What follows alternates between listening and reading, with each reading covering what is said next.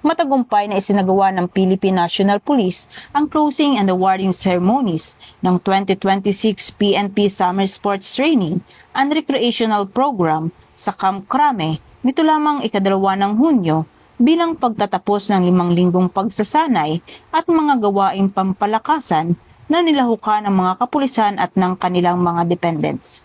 Layunin ng programa na isulong ang holistic development ng mga kalahok sa pamamagitan ng iba't ibang sports at recreational activities. Sa kanyang mensahe, binigyan diin ni Chief PNP Police General Jose Melencio C. Natatis Jr. na kinatawa ni Police Lieutenant General Bernard M. Banac, Deputy Chief PNP for Administration, ang kahalagahan ng programa bilang bahagi ng mga inisyatiba ng organisasyon para sa moral at welfare ng mga tauhan.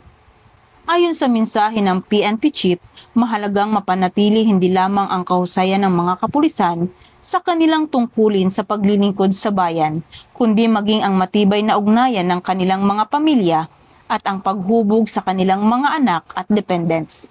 Sa pagtatapos ng programa, kinilala at ginawaran ang mga natatanging kalahok bilang pagkilala sa kanilang pagsisikap at kahusayan sa iba't ibang larangan ng sports at recreational activities.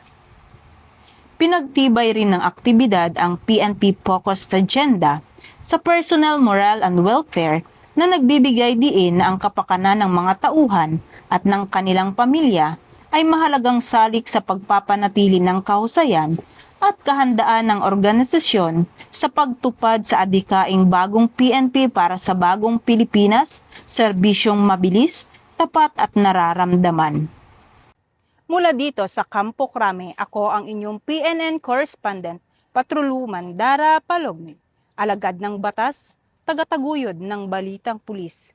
Ito ang bagong PNP para sa bagong Pilipinas, serbisyong mabilis, tapat at nararamdaman.